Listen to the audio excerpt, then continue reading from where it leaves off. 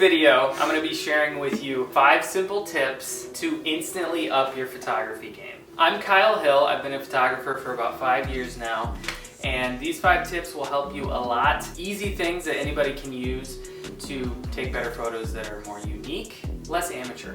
And if that sounds like something you're interested in, make sure you hit the subscribe button. Also, comment down below, subscribed. I'm gonna be commenting back and just saying things. Let's get into the video. Number 1, angles. Angles are a huge deal when it comes to photography. Most people, when they're taking a picture, they just take it from eye level with their phone, kind of tilted down. And that's what you see on most snapshots.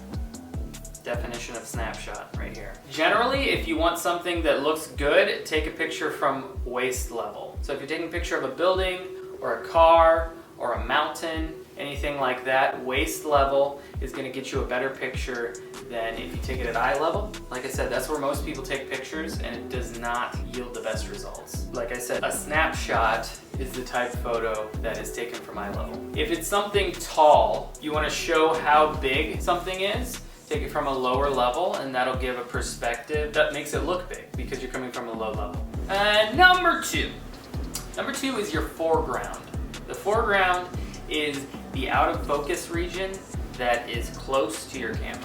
You use the foreground for framing, for context. Like, let's say you're getting a picture of some wildlife. Leaves out of focus in the foreground adds context. It shows that you're in the woods, you're in a tree, whatever it is. Things in the foreground can frame your subject. Let's say you're doing a portrait of somebody. It helps frame their face, guide the eye to what you want the focus to be on, like the subject's eyes. If you're doing something like a stylized shoot, a branded shoot where colors are a big aspect, you can also have something in the foreground that has the color of what's going on in the picture. And these are things that aren't always immediately noticeable, and that's part of what will differentiate your photos. People don't always know why, but they know it's a good photo. One more thing about the foreground is it can really take a more boring or simple space that you're with somebody, let's say again, a portrait of somebody, a couple, whatever it may be, whatever you take a picture of. If you're in a boring space and you throw something in the foreground that adds interest, it can really change the look of the picture exponentially. Number 3 is perspective. This is different than angle, but also a little bit the same. Let's say you are in a very famous area, Chicago, New York, somewhere. Think about the pictures that you always see taken by people. Think about what's basic and what everyone takes, and see what you can do to change that. Do it from a different direction, do it from a different angle, do it from a different perspective. That will obviously differentiate you because it won't be the same picture just taken by your camera. So if you really want your photos to stand out, you need to think of things differently in that way. Think of a way to take it differently than anyone else would. Number 4 is context. You can add visual interest through contextual items in the picture. Specifically with product photography, if you're taking a picture of something, you don't want to just have it flat on a table by itself. Maybe add some items around it that are in the same category or similar categories. If you have a knife, the knife is the main subject of the picture. You might want to add some other stuff that would be in your pockets, or a jacket, or a book.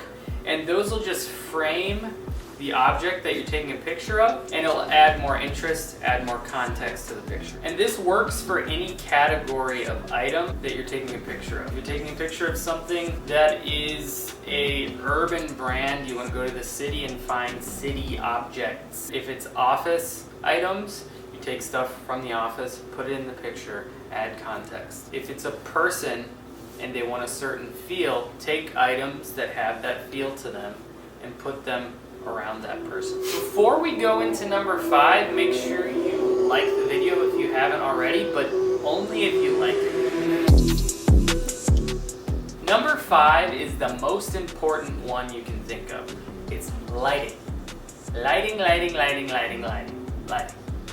Not to get too knowledgeable here, The word photography's origin, it's Greek, I believe.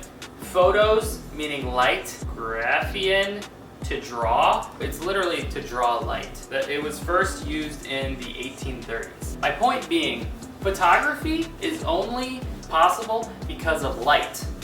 If you don't have a lot of light, it's not going to look very good. You know what I'm saying?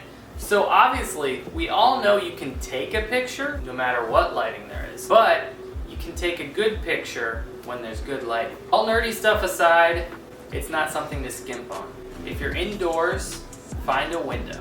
Windows are your best friend unless you have some lights like this, obviously. Find a window. If it's not sunny out, maybe just, if it can wait till tomorrow to take the picture. If you're outdoors, try to find a reflective surface that the sun is shining directly on and use that as your light source. So if there's a white wall or some lightly colored gray concrete, you can use that as your light source, and that'll give you a nice amount of light for whatever you're taking a picture of. Like I said, if it's nighttime, unless you're trying to get something specific that has to do with night, just, if it can wait. So, to recap, we got number 1, angles. Make sure you're not taking a snapshot from eye level. Try to take them from waist level and see how that does for you. Number 2, utilize your foreground to add interest and or framing.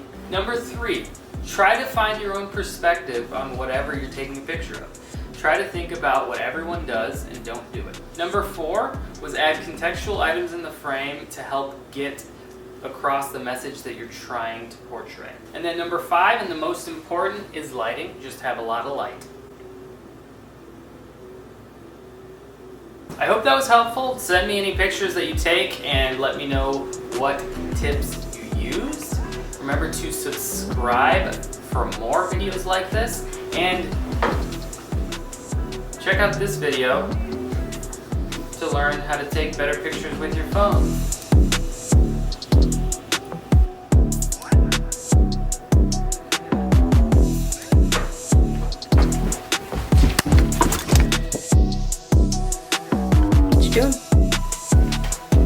What's going on?